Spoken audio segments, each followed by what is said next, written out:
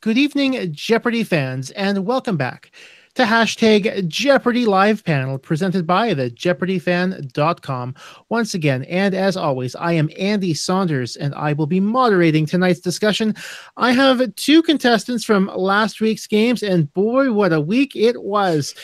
So I will introduce you in the order in which you appeared on the show. First up, from the very eventful Monday episode, Lisa McAndrews. Thank you for joining us. No problem. Happy to be here. And also from Friday's episode, welcome to hashtag Jeopardy Live Panel, Claudia Hochstein. Hey, thanks for having me on. So, as always, if you've got a question or a comment for tonight's panel, we do have a YouTube live chat that's associated with this. Leave your comments there. Or we also have the hashtag Jeopardy Live Panel on Twitter. As always, if I like what I hear, I'll read it out. If I don't, or I can't quite fit it in, you may not have it heard, but that's okay as well. So the last few weeks, before we get into talking about just how fun last week was, because I think Jeopardy certainly hit the news on, it seems to me, like at least two, if not three separate occasions last week. I think before we get into that, I'd like to ask both of you, because it seems to me like most Jeopardy contestants have, are Jeopardy fans, and most Jeopardy fans have a moment where they became Jeopardy fans and where they realized they were a Jeopardy fan. So I'd like to ask the both of you, how did you both become Jeopardy fans in the first place? Lisa, you want to go first on this, or? Just always had it. It was always sort of on in the background at home when I was a kid. I feel like it was on in New York at 7 o'clock every night. So it was sort of on at that time, like, right when you got home or before dinner. And so it was just sort of always on in the background. And then my family is really big into trivia and quiz and, playing Family Feud and those sort of games all along the way, Trivial Pursuit. So we always just watched it and had it on. I don't think I watched it every single night, religiously until fairly recently. I think with DVR, it got a lot easier to follow it and keep up with it. But now I pretty much every day. So yeah, it was just, it was on when we got home from school pretty much. And our whole family were really competitive. So we would always be trying to get the answer faster than each other. I can't really remember a time when Jeopardy wasn't something I knew about. I tried out for Teen Jeopardy when I was 13, and I'm super glad I didn't make it on then. If I was awkward now, just imagine that, however many years ago that was, it was bad.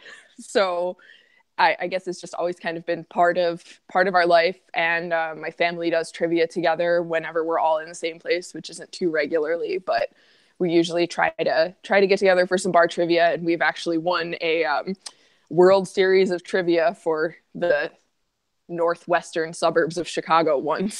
So that was very nice. Yeah, titles. Who needs to win Jeopardy when you have that? Right. So that's kind of fun. So it must have been nice for you both to be able to share that your contestant experience with your families a little bit. Did you have any watch parties? I did. You go ahead. Go ahead. Sure. So my family doesn't live here in Minnesota. My family lives outside Chicago. My little brother actually lives up here in Minnesota too, but he had to go to a wedding, so he missed my watch party. But I think there were, 50 or something people who came out with me to watch my episode, which just made it really fun to kind of share that with coworkers, friends, neighbors, just a lot of people. It was really nice to see, how many people cared enough to come watch with me. And I know my parents were watching. They were watching at home, drinking their New Year's champagne since they slept through New Year's. Yeah, I was on kind of like an odd day, and I was a little nervous at first to be on January 1st. And anybody who's been on the show, you don't know it until right when they start taping and everything's going on at once, and then they mention the date, and you're like, oh, that's kind of cool, I guess. It was easy to remember, which was good.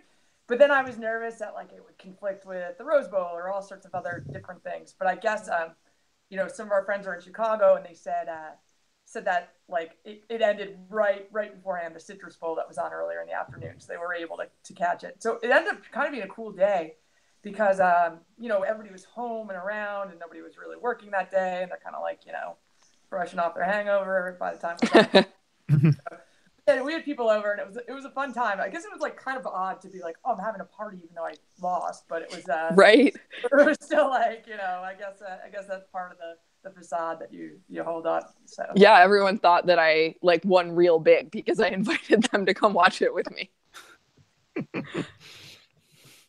And I think that's still a lot of people do, you know, even though they don't win, they still have the party and they share it with everyone because it is, you know, I think you mentioned this on Twitter. It's kind of like a once in a lifetime experience. Mm-hmm. It's, you know, it's a dream come true, even if you don't win. Like for me, my dream was just to be on Jeopardy. That was all. I didn't get to the winning part. Right. But then you also have those fears when you go on, you're like, okay, what if I don't make Final Jeopardy? What if this isn't going to happen? I will point out that I'm the only person in my game who didn't go into negative at any point. So, or like our game started out with 2 like bizarro clues, and it was like this moment where you're like, oh my god, I've done everything wrong. Like, you know, what's happening here? I'm in a bad nightmare. So. Yeah, it definitely seemed like you, for the most part, you really didn't want anything of that beastly poetry fill-in for sure. We really like didn't get it, you know. That first clue, right? I was like, is this real, or did you guys make this up, or what's happening? So it was just weird, and then I think we you know, we didn't get to the back half of it anyway. So, but yeah, the 3 of us were kind of sitting there, and I think we all had the same feeling, like, oh god, like I've done something wrong, you know, this is happening. But I guess it all evened out. Mm-hmm. Of course, I think we should probably get into a little bit more talk about your game at this point, Lisa, because clearly your game had the first big news item of the week, and that was because Nick's response of Gangster's Paradise ended up coming back and ended up going. I haven't seen too much go in terms of Jeopardy. I have not seen much more or something go more viral than that did. Right. Yeah.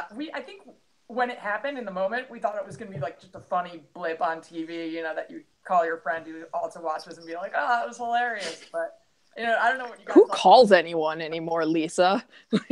Text or whatever. But I did not expect it to blow up like that. I mean, it was like pretty hilarious, but I didn't think it was gonna, like, you know, be on Kimmel and on everywhere, you know. And so yeah, for us it was just weird because it took, well, I mean, Lisa, for you it must have been like really nerve-wracking because they didn't tell you guys what they were discussing while you were standing up there, right?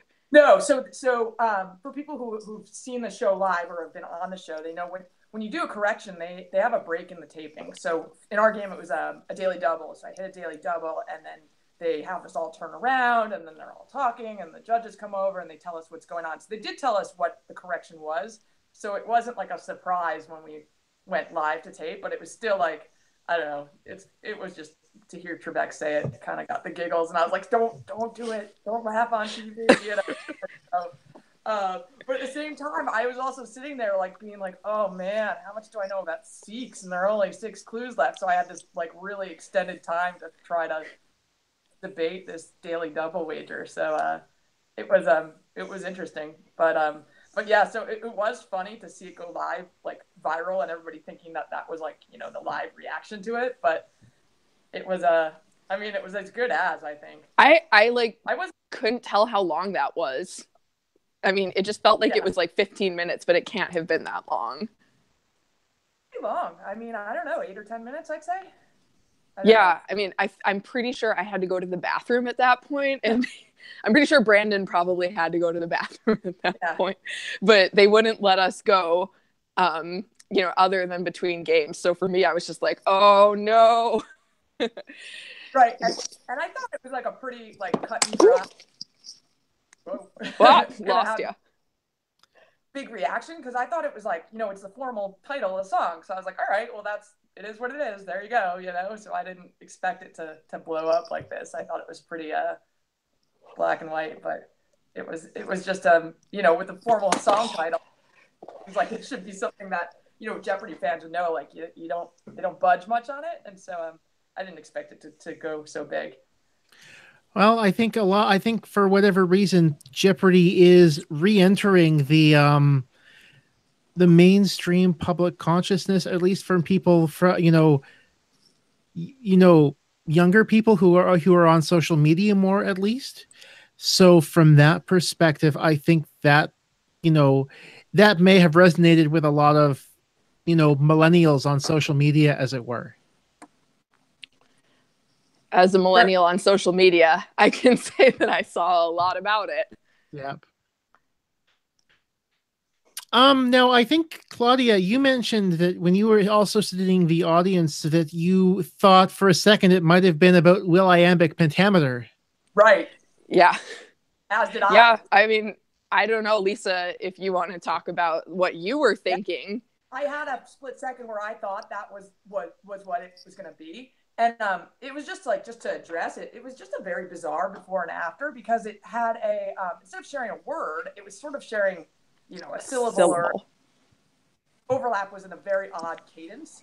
And so I knew it, and I started talking, and then I kind of caught myself because I lost the pacing a little bit, and then I, sort of took a half step back and then finished it. So it did come out very awkwardly, and and it was too bad because I thought it was like such, my favorite clue probably on the board. Yeah. And then should I spit it out again? But it was so quick that it went on. But it was really just an oddly phrased overlap. And yeah, I did see like the blowback from it, which I wasn't particularly surprised, but I thought it was an okay ruling. But for a second when they said we have a correction, I was like, is that it? That's what Dave Daniel thought that's what it was. He was saying, it's will-iambic pentameter. He was sitting behind me. There you go. But yeah, then when he said it, I was almost kind of bummed that they just didn't do it live, because then it, just takes the money off the board and takes the pacing off the board. So, oh well. Well, I think at that point they may have still been trying to reach their determination as to whether or not the response was acceptable or not. Right. So I don't know how they do it, if they always wait for a break in the time in the gameplay to do those corrections, or how you would be the expert. Well, interestingly enough, in response to something that, a lot of people are upset about, something about, the timing of Brandon's phrasing over the past couple of episodes. I have my own thoughts, which I have shared at times on the internet, which I don't particularly feel like repeating those thoughts here on the panel. But one or two viewers actually got a reply from Jeopardy itself regarding this. And essentially what happens, you've got 12 people, the entire writing staff is listening to every response. If any of them raise the, an objection, it goes to a review. And from what I've gathered, I don't think that they are able to initiate, I don't think they can actually go back and listen to the tape unless the tape is stopped. Oh, okay. So from that perspective, they could be like, we want to look at this, but we can't actually determine specifically what to listen for until the tape is stopped. Now, I believe, during taping, they can, if the contestant gives an answer they're not sure of and they need to go do some research, they can do that research while the tape is rolling. But if they need to figure out what was said, they can't actually do that until the tape is stopped. Right. That makes sense. Yeah. I mean, I played against Brandon and I didn't notice him not say what is at any point. Like, he speaks kind of quickly and softly. And I mean, I am the brattiest person. So if I had heard that, I would have been like, whoa, I want to answer that Kaiser question. Yeah. So. Yeah. And so yeah, from that. Yeah. Sorry, go ahead. He's a game show, like, fanatic. Phenom. way he would ever be like, oh, I just forgot to do that. No way. I just don't need to do it anymore. I'm so great. That it would not be Brandon. Oh yeah, absolutely. There was no, I mean, I mean, I've watched, thousands upon thousands of episodes. This is not the first time that people have complained that somebody has failed to phrase in the form of a question. This is not the first time that those people are wrong, because, every single time it seems like, a contestant is just, they've gone in a role, they've got it into a bit of a role. They're going quickly, they're rushing, and they know they're in first. Their lights have gone on. They start their response as Alex is calling on them, and they can't have them both talking at the same time. So something's got to go, and what you hear is the tail end of the phrasing. Mm-hmm.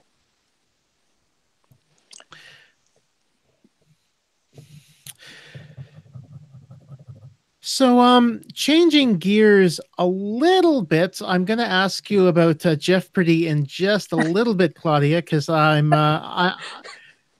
curious as to that one a little bit too. But with your respective contestant interviews, did Alex talk to you about what you thought he talked to you about? No. No.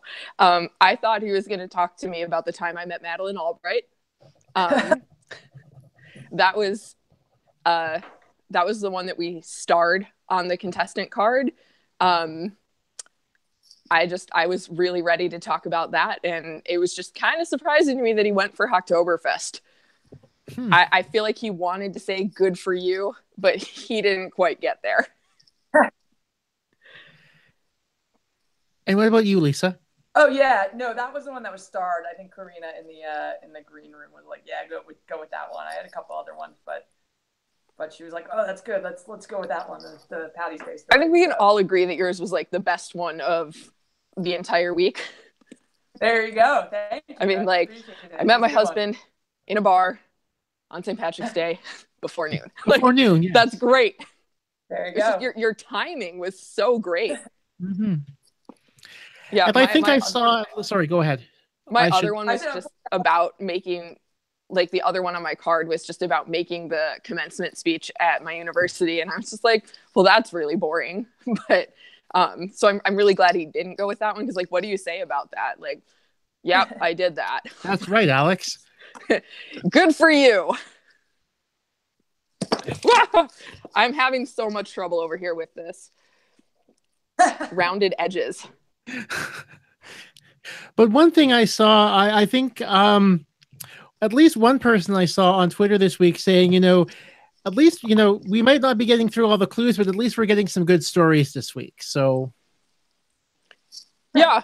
Good. Bob Ross, though, come on. I can't believe he didn't know who Bob Ross is. Like, you'd think that Alex Trebek would know about PBS. I know. Maybe it's his job to pretend he doesn't know about anything. Like anything like pop culture that contestants talk about. I'm actually, that's... Yeah, no. Sorry, Lisa? What's that? Sorry. Oh, I was saying that, and then Henry was really like, really? I think he was kind of like just caught off his game with it, So how much does it throw you? How much does it throw you when Alex kind of goes off, or when the interview kind of goes off on, on right angles like that? I mean, for me, it wasn't hard to like talk about something different than I had planned to, because I mean, I don't know, Hacktoberfest is just, it's easy to talk about because it's just a party. Like, honestly, it's just a party. There's not really a big observance or anything. The only tradition is that we read "It's motherfucking decorative gourd season," or I'm sorry, "It's decorative gourd season, motherfuckers," from McSweeney's. So I'm just a huge fan of that. So the holiday is kind of based around it. Okay. I didn't think I could say motherfuckers on Jeopardy, though. So yeah, I didn't. Yeah, you might get the Austin Rogers "please stop swearing" warning. Mm-hmm. Yeah. Nice. I hope it's okay that I said it on here. I know we're not on TV, so I'm sorry to any children who might be listening. Basically, what I do for the Well, for the iTunes simulcast, I just mark it as explicit language, and I'm all good there. So, Oh, so I can just keep swearing now? Just get a string of expletives? No. I'm kidding. Don't worry. I'll curse a blue streak because I hate blue people so much. Oh man, that category. I was really hoping there would be like an Arrested Development thing because that's probably the only blue people I would have known, but nope. Not happening. Yeah, that was I haven't seen Guardians of the Galaxy. I also haven't seen X-Men. I just knew there was a blue person in that. So whoops. There were that was definitely a bit of a savage category, as it were, in your game. The meh decade was certainly meh on Thursday for sure. Looking at my numbers here. Mm-hmm. Oh, speaking of numbers, the 2-digit numbers category on Wednesday. How was that from the audience? Because the back half of that one. Oh, the 20. Yeah, that was the what was it, 28? The 27 club. Yes. Good. And I was dying. Like from the audience, we were all just like, ugh. I was like just about to get out of 27. So I was like, come on. And you're like, I've almost made it. I'm so close. Luckily, like my celebrate came following being 27. So I'm okay. Mm-hmm. No, because you could actually hear the audience audibly groan. Yeah, when that happened. You know, when 26 gets uttered, no. That was funny clues.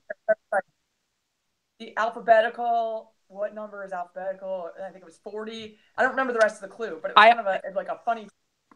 That is it. But you learn from afterwards. After I think Steph got that. I don't think she knew. That happened to be alphabetical until she answered right. The rest of the. I think there was a reference to 40-year-old version. Oh, that was it. Maybe, yeah. Yeah. I think that I couldn't until you just said any of those. I didn't even remember that was a category. Well, I think the problem was because you hadn't played yet, and so you were waiting, and I was already done. So yeah, well, I did not. It was just killing me when you're sitting there and you're like, oh, I haven't played yet, but I could answer all these questions, or these categories are great for me. And there was a question, I think somebody got it, but it was on Wednesday or something. There was one about butterflies, and I used to do pollinator stuff, so I was like, Lepidoptera, I've got this, but when you see things like that, or when you can answer all the final Jeopardies, you're just sitting there and then you get to your own, you're like, shit. Where's Figaro when you need him? Mm-hmm.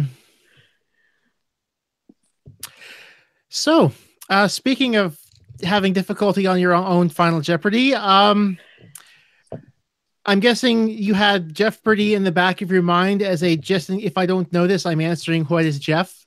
Yep, pretty much. So I was pretty excited when I realized that it was actually something that could fit into the category, into the question, or into the clue. Because I was like, well, if it's something ridiculous, I can't write what is Jeff if it's asking about rocks or something. So, I mean, what really threw me on that question was that it said hero. And I'm sitting there trying to think okay, you got Peter Parker, you've got Clark Kent. I can't think of a hero who has a name that is a comic book company. I think I may have read one comic in my whole life. Bruce Wayne, Batman. I don't know if those guys are Marvel, DC. I have no idea what company those are from, but I don't know. I think if it hadn't said hero, I might have pulled it out of somewhere. But for me, that hero really, I sat there thinking about it, and then I decided I'm just going to write what is Jeff, because I'm not going to win. I'm going to go down. I'm going to go down laughing, at least. I wanted to write what is San Francisco and then cross it out and write what is Jeff, just to really lean into Jeopardy. But I did not do that. Yeah, you might have. I don't know if you had enough time to write down both San Francisco and Jeff, unless you were starting right at the start of the clue. Yeah, exactly. I don't think I would. I don't think I would have finished writing it. You do write the what is in ahead of time, which is, it explains why the handwriting is kind of sometimes different when people are up on the screen. Mm-hmm. Because they tell you can like go ahead and write what is or who is on your thing before the question gets read. But yeah, Jeopardy is a near and dear video to my heart, but I only know about it because my little brother's name is Jeff. So when it happened, like a gazillion people sent it to him. He sent it to me, of course. So Of course. Jeopardy. And my coworkers actually, when they saw it, they were like, just like we planned. So they all knew that if I didn't know it, that was what was happening. Nice. Yeah. Very nice. Yeah. So do you think that they'll, now that Jeff has come up in Final Jeopardy, do you think that there's a chance that they'll actually come up with another Jeopardy video? I don't know, because they only have me saying what is Jeff, and as you recall, maybe if you've seen it, the original Jeopardy video doesn't get to Final Jeopardy. Right. Yeah, it's just, 3 questions? What is Jeff? What is I think 4 questions. Yeah. But I don't know, the guy the guy from the video, like who made the video, he retweeted my Jeopardy thing or Jeopardy and was like, this is the best day ever. So I think it's pretty cool that it got back to him, or like he knew what was going on. So that was a point of personal pride for me. If he ever wants to use that footage for anything else Jeopardy related, he has my approval to do it. And the original lady who was the champion in the Jeopardy video, she reached out to me on Facebook too. So I thought that was pretty funny as the OG Jeff. Oh my. Yeah. So how different is it watching Jeopardy now compared to before you taped? It's way different. You're way more sympathetic, to other people on it. Because I think at home previously, you'd be like, well, you didn't see that one word in the clue, like, come on, it's so obvious. And it's a lot easier from your couch than it is under the lights. But I think just being able to like digest the whole clue and the timing, it seems like it's like 4 minutes when you're playing live versus, at home you have also the benefit of the clue filling up the whole screen for you, and so you can see it better. Yeah, instead of having to look at it 30 feet away. Yeah, and so I feel like people are a lot more human on it now, or I see them much more human, and you're like, oh, this is what happened to that guy, and no, it's not that he doesn't know anything. He's just, he's buzzing in early every time, or something like that. Like you can see, like, I mean, because for me, I barely got in Double Jeopardy, right? But like I knew a lot of those clues, and like you can see me trying to buzz in, and I just can't get in at the right time. I don't know what happened. Like during the rehearsal, I would not get any, and then I would just go into a streak and go straight down the category and get them all. And they'd be like, okay, go sit down. So I didn't get too much rehearsal. I mean, no one gets too much rehearsal, but like I felt like, okay, I'm going to get in my groove and I'm going to do this. But like then you get a commercial break, or you get something that gets in your way of your groove, and then you can't get back into it and you can't get in. But no, I'm still going to yell at the TV while I watch Jeopardy. But I do have just a lot more sympathy for people who are not buzzing in when they know the answer. Because like for me, should have buzzed in on nomophobia, but I was, I thought Brandon said the word phone, so I didn't want to buzz in and say mobile phone. It threw me off, so I didn't buzz in. And then like the Temple Square, I just couldn't for sure be like, is it Tabernacle Square or Temple Square? Like I didn't want to guess at that point, because I think it was after the X-Men guess where I screwed up. And it was maybe also after Detroit Red Wings. And like on that one, like I just saw the word wheel and I was like, circles, and the Philadelphia Flyers logo, it's like a circular P thing. So sorry, state of hockey. But it's just, you don't have time to like think critically about anything. Right. And you're just buzzing in because you you need to get in and you don't have time to think about if you know the answer or not. So I just like, for all of the people who are up there, either buzzing in and just going blank, or who aren't buzzing in when you're like, it's so easy, buzz in. Or even for the final Jeopardy, like I was watching today and I was like, it's Nixon. But like there are so many people who were like, I was yelling, it's Archie at you on TV. And so just the things that, are easy to you when you're not sitting under a bunch of lights, knowing you're going to be on national TV is maybe a little different. Yeah. I know that, right. From my perspective, I did not know your final Jeopardy on Friday. Thank you. I'm glad you didn't know it. Yes. I knew. Yeah, I said Marvel. But and I think I actually sent them a picture when I got back to my office. We have a big Archie cutout there. We do some. You did send that to me. So, yeah, I was like, oh, come on, but it is pretty neat, or like, it was just situational that I knew all the gory details on it. But yeah, well, I mean, Lisa, to get back at that picture of Archie, I brought this as a prop with me. Some good old Jolly Time. Never heard of it. Jiffy all day. But yeah, that's the one I was like, it has to be Jiffy. There's no way it's not. And then I think Jolly Time tweeted like this thing about it, and I just have the ultimate like, are you kidding me face on the on the wrong on it. But there was one other one where it was the Roger Waters one. I've seen Roger Waters in concert 3 times. Like, I know that pig, but I just saw Roger Waters and I didn't read the clue. And I was like, oh, Pink Floyd, done, easy, because the rest of the clues had already been like, here's the guy, what's the band? And so I, for that one, but oh well. I was kind of sitting there like shouting at you silently from the audience. Oh well, sorry guys. It's cool. So, I'm not sure if you'll be able to answer this question, Lisa, but I know you'll be able to answer it, Claudia, because you got a chance to stick around till Friday to tape. So you got lunch on Sony's dime at the commissary. I did. Yes. So what did you have for lunch? Oh my gosh, now I have to remember what I like. Okay, so I know I was worried about eating something that would like make me feel sick, if I were nervous. I think I had a club sandwich, or like, no, I had a BLT. I think I had a BLT. Sorry, other Jewish people.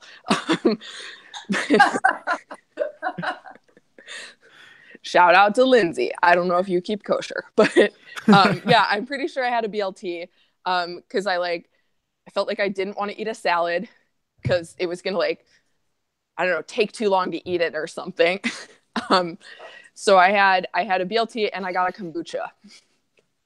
And yeah, Brandon and I were like waiting together for lunch. I can't remember, but we were like, so Brandon and I were the first people who got there. So we were waiting in the parking lot. And I feel like I saw him and I knew it's gonna be us.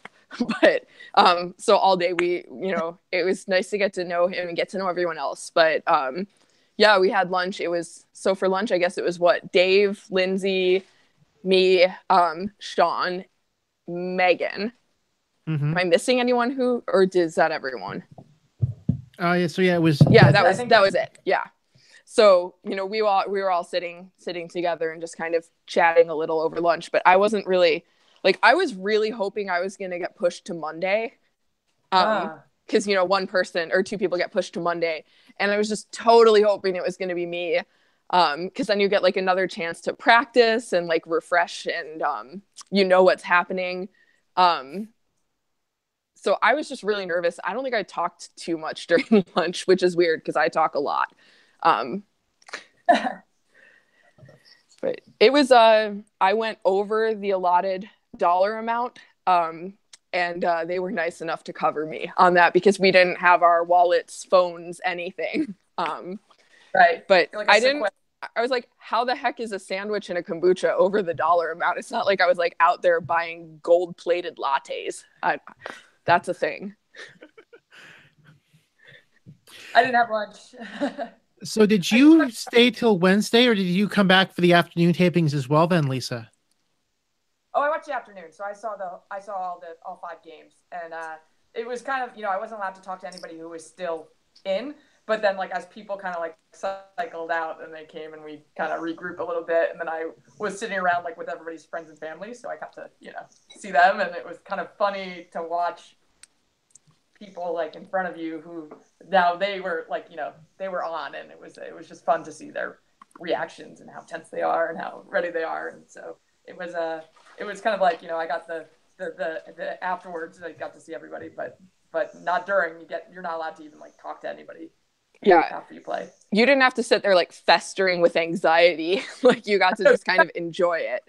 Because did you know when you were on deck, or you didn't know until like well, I mean, I didn't know I was on deck, but I knew that it was 50-50 that I was going to be on deck, because I was either going to be next or on Monday.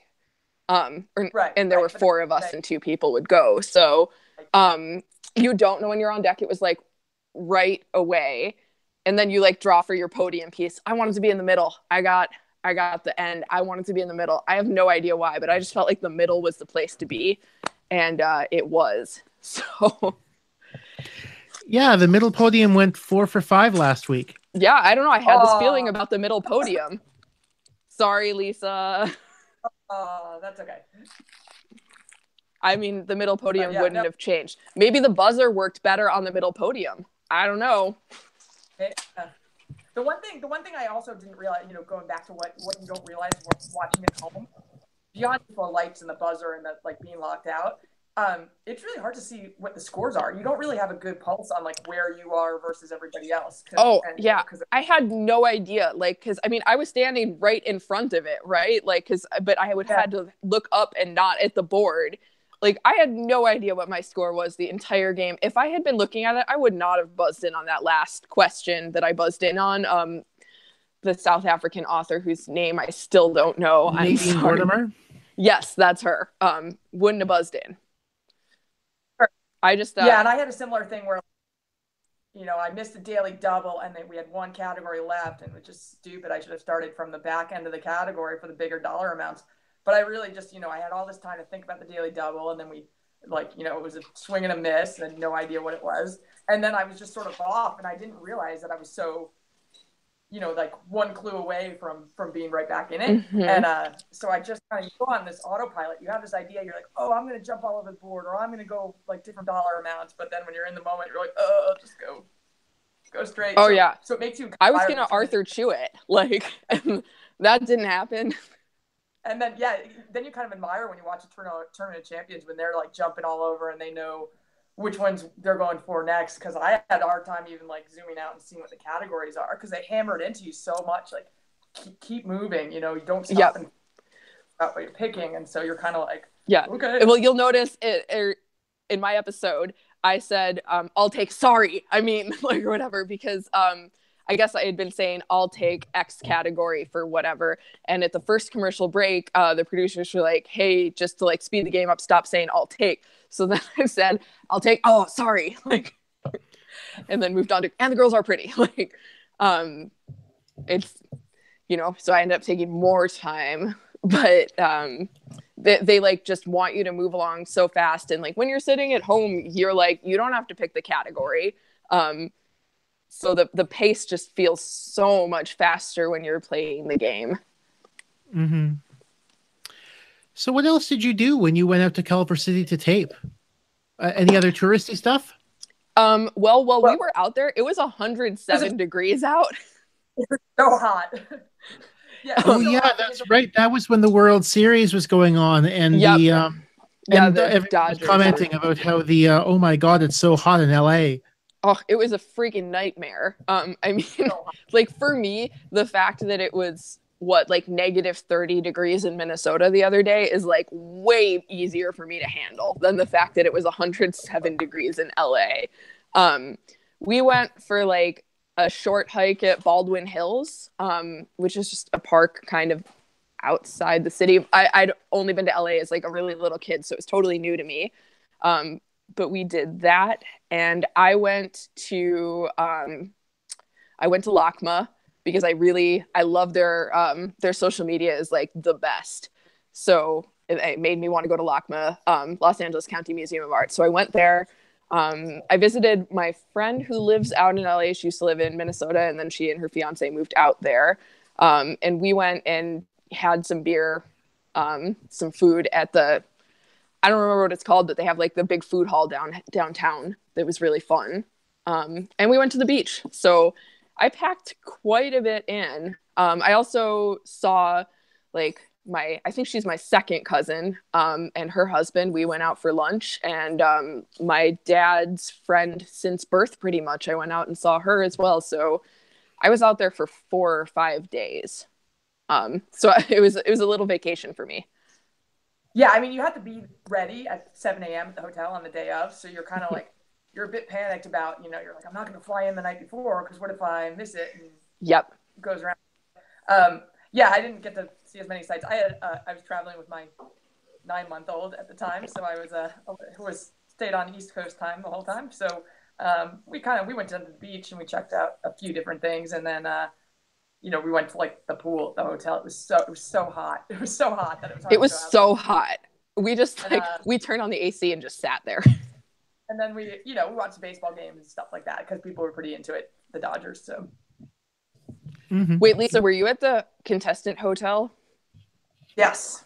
So you guys were with like the crew, not the crew of Jeopardy, but like the Jeopardy crew, contestant crew. Downstairs and you kind of like go downstairs. It's 6:45 in the morning, and you're like, oh, there they are. You kind of see like all the people who are gonna go on the bus, and it's like this very awkward thing because everybody's like dressed and they have their hair done. Nobody has any makeup on, and everybody's kind of like carrying these garment bags, and then you're like all get on this little bus together, and it's fun, but it's like just this very funny like situation at the time. Like the night before, could you tell did you see anyone like, and could you tell that they were Jeopardy people? I don't think the night before, but then afterwards you could. But you know what? I don't know if I could tell anybody who was like the next day or not, but then like right. Like, with their families, but everybody was sort of like walking around. I don't know. It was you're like, am I supposed to be studying or like what's happening here? But it was fun. It's fun because then you got to like see people afterwards and hang out with them and say hello and have a drink and meet the families, and so it was kind of fun to like meet people. Now I feel left out. Elevator was broken, so you had to like call for the elevator. Oh my! The elevator was broken and it was 107 degrees. It wasn't.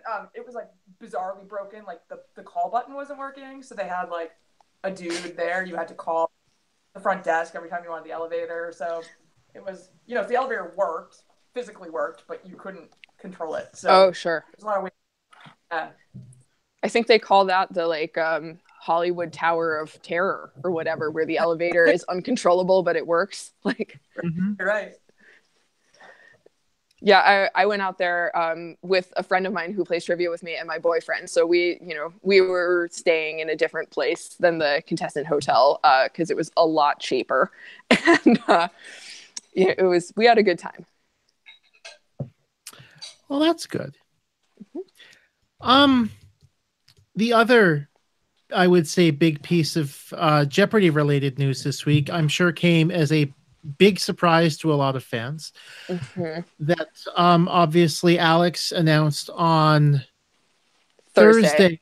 He announced on Thursday that he had had a subdural hematoma, and that he had to have surgery in late December, and that he is currently recuperating. And I mean, how, like, from your perspective, how shocked were you to hear that news?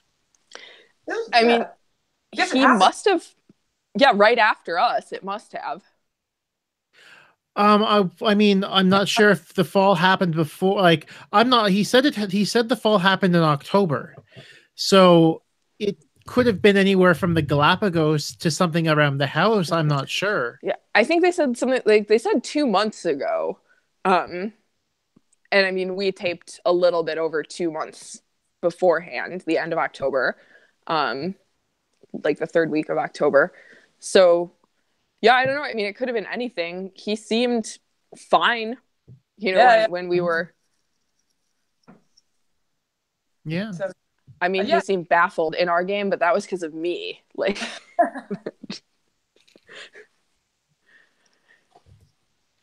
now, yeah, sorry, go ahead. And I said it's good to hear that he's bouncing back from it, because yeah, definitely. It's a super scary thing to have happened, especially that it wasn't the initial injury, that was something kind of afterwards that spiraled into it. So I think he looked okay on the video, so hopefully he'll bounce back. Yeah, I mean, he seemed totally like healthy and with it in the video where he talked about it. So hope that he's doing really well. If I may impart some good news towards the world, as it were, as of right now, the show tickets request page on the Jeopardy website showing tapings next Tuesday, the 16th of January, and next Thursday, the 18th of January. So cross your fingers. That looks like when Alex may be making his studio return. So that's and then and she said that they turned from Tuesday and Wednesday to Tuesday and Thursday. So, but I guess they skipped something. Was it this week they were supposed to do the college, or yeah, and they postponed it till March. Right. So because they were supposed to actually tape the college tournament tomorrow and Wednesday. Oh, okay. And I guess Alex didn't feel ready to return to the studio, which is completely understandable. Yeah, I mean, I wouldn't want to. I'm actually surprised he feels ready to return. I would say that I'm surprised he's able to return to the studio next week. Right. Yeah. I mean, it literally was brain surgery. So yeah. And the other thing, you realize after watching is that these returning contestants, when people go on a really long run, especially start on say Monday or whatnot, that's a really long day to go in front. So you see what Alex does, he's just on the whole end to end, and it's a tough run. Well, and then he entertains the audience between too. Yeah. Mm-hmm. Oh yeah. So long day for sure. Long day. I mean, it's a long day just like sitting there and then being on. So I mean, just like actually having to, chit chat and pretend that you know all the answers and everything. That's a long day. Oh yeah, absolutely. One for sure. From what I've heard, it's it's difficult, and I think going back as far as Ken Jennings, he spoke about this in his book that it was not easy, coming back through day after day after day. So I can't imagine that. I mean, I would have liked to play again, but like from the people who won, and just played the next day in our week, like they said that second game was just killer, because you're kind of spent after your first one. You get like 2 minutes to go change your clothes and then run back out, and it's a new day. Mm-hmm. You got to be like, I mean, people are expecting that you've gone to sleep and rested and eaten food again, and it seems like probably just a million times harder to be a returning champ, unless if you did have that day to rest. Yeah, that's a good point for sure. So, was there anything that you thought I'd bring up tonight but didn't, or any questions you have for each other or me? I don't think so. Really, just like the big things were this week in the Jeopardy world were Gangsta's Paradise and Alex's Subdural Hematoma and Jeopardy. Yes. So there you go. I don't know, Lisa, anything? I thought, or one thing I thought was I really mangled my spelling on my final Jeopardy, and it was wrong. Chechnya. And Yeah, I was like, it's something like this. But I actually had it in my head. I was like, perfect, got it. The Chechnyan Peninsula, done. I'm right. And then I was like, oh, this spelling is so bad, so bad. What do I do? Do I start over? And then as soon as Henry got Crimea, I was like, doesn't even matter. Wrong. But I was really wary of being right and being like getting that called out like that. Emancipation Proclamation. Spelling, and so you lose. And so, but luckily, it didn't. I can't hear the word Chechnya without thinking of like Bridget Jones's Diary, like Chechnya, where she just like walks around saying that. So like that was just in my head for like the next half hour. So thanks, Lisa. That probably just crowded out all of the important facts that were in my head. Yeah, Archie, But yeah, I definitely would have known it. So Claudia and I have been in touch, and it's been really fun. We've been in touch with like kind of a group of people from our weekend. We have this just like massive ongoing chat going on, and it never ends. How we should have switched different games, and how different people have different strengths during certain things. Like for instance, like I have a degree in physics and I play hockey, and so I was like, when Claudia got Tesla and hockey and Archie Final Jeopardy, it would have been perfect. And she was saying Lisa was pissed because I got like no science, no sports, no any of that stuff, and so it was kind of an odd shake. And so I don't know if Claudia is like an expert in Sikhs or anything like that. That was actually I think I would have gotten like 3 out of 5 on that Sikh category, but on mine, like, I don't, like, there was, I got those categories, like, I see the categories come up, and I'm just like, fuck, like, except for the NHL logos, which, like, didn't go super great for me, but, like, I had no idea what any of the categories were going to be, like, there was nothing that was clearly, like, this is a category about Greek mythology, like, I mean, just, I'm a Latin major and an environmental science major. So like, I was like, all right, let's get some vocabulary other than that like really weird fears category. I didn't like that category so much. But then like some mythology or ancient history, like any of that. The closest I got to like something really being in my wheelhouse was like the grass is green or the grass is green part, because they had that question about, oh my gosh, no, the lotus wasn't even in that, but like wild rice and Kentucky bluegrass. The lotus was the picture that was the holes picture, which a lot everyone of people was pretty upset about them. Like it was very triggering for some people. For people with that phobia, absolutely. I feel like putting up a visual in a phobias category might not have been the best idea. I mean, I did not even think about it at the time, but like when I saw it happening, like when I saw people tweeting about it, I did giggle just a little bit because I was like, I did not even think about that. I don't know. Yeah, that's pretty funny. I don't feel like I even looked at the question. Like I just like saw the picture and I was like, lotus. Like nailed it. Yeah. Mm-hmm. Boom. I thought there was some where the where like the dollar amounts didn't seem to match up with oh my gosh, I know. Mickey categories, but there were some like odd ones that fit in there, like we had these 3-letter words in Double Jeopardy, and it was really a pretty quick and easy category. And it was just funny how they what clues fit with what dollar amounts, and sometimes you're like, that's what? There, like how did like who made this decision? Yeah, both directions being like, sometimes there were some pretty hard ones up top and then some really easy ones down below. And so it was just kind of a weird shake. And I think we also saw, like, just across the week, a lot of these sort of gimmicky game categories. I am not a fan of the gimmicky category.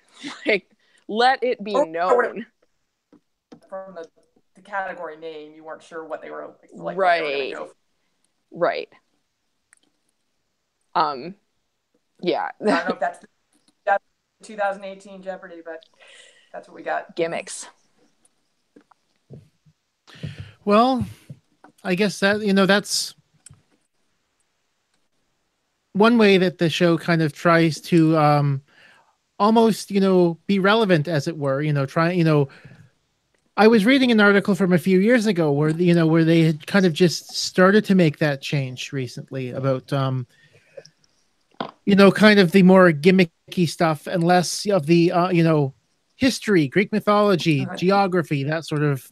Like you can work that stuff into a gimmick. Like Yeah. it just, I don't know. It just like feels like they were searching for the gimmick so much that it like really affected the quality, or like, I don't want to say the quality because Jeopardy writers, like you are wonderful, but I Like just the felt like continuity. it was, the continuity was very weird for me.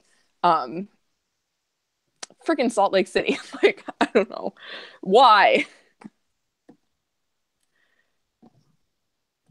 Well, I guess somebody really wanted to shoehorn the Guns N' Roses reference in there. They sure did. They could have. Yeah. I was like, but I would have don't been think Saved by the Bell though instead of Saved by the Bella. Just saying. I would Oh run yeah. that. Right, you did get the Saved by the Bella category. Which I know again, just about. So did Bella Fleck come up in that? No, that was the one. I was like Bella. I like was sure that like Bella Lugosi did come up, and then the communist guy in Hungary came up. Yep. Yeah, something like that. But it was a weird, gimmicky board.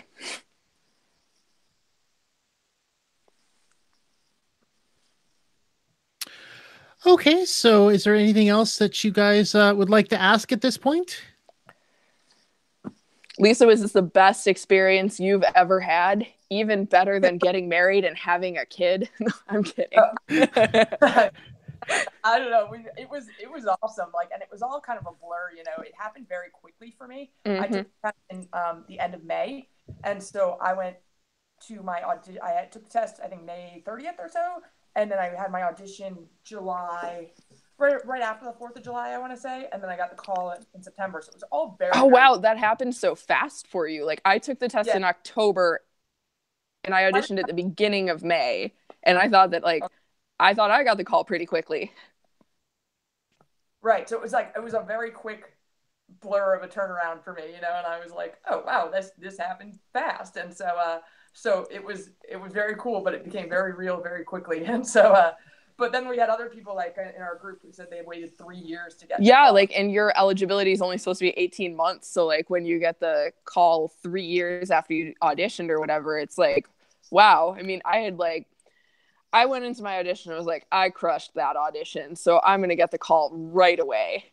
And so like when I didn't get it, like as soon as they said, I was like, well, guess I'm not gonna be on Jeopardy. But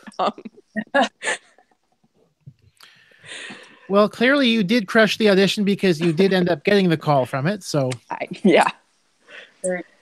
they just needed the exact right people to put me in with.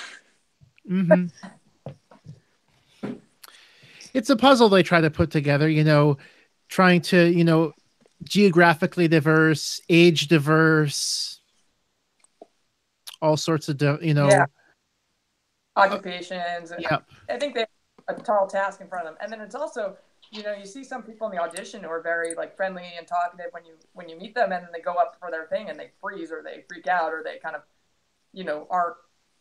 I don't know. I thought of the audition as more of a screen test than aside from the test you take, but the actual, mock game and stuff like that, I kind of thought that was just sort of testing how you would do. Right. Can you make eye contact and follow directions?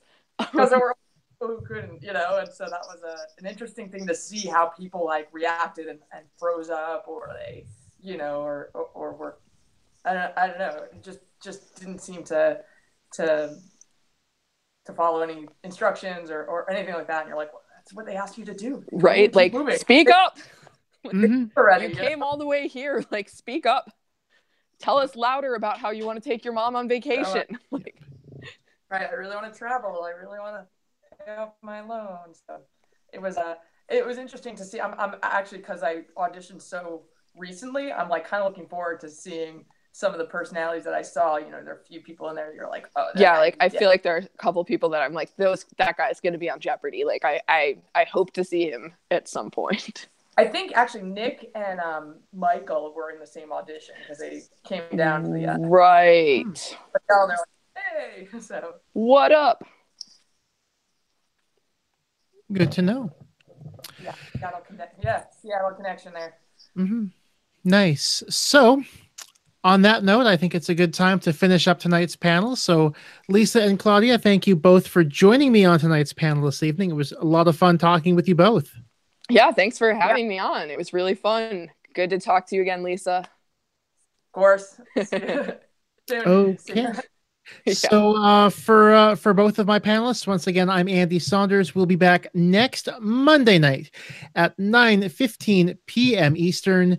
Thank you very much to everyone who tuned in, for everyone who left some comments. I didn't get to many of them because, frankly, the discussion here was quite good as it was. I didn't really need to interject anything from the peanut gallery, as it were. So thanks to everyone for tuning in tonight. So here are your credits.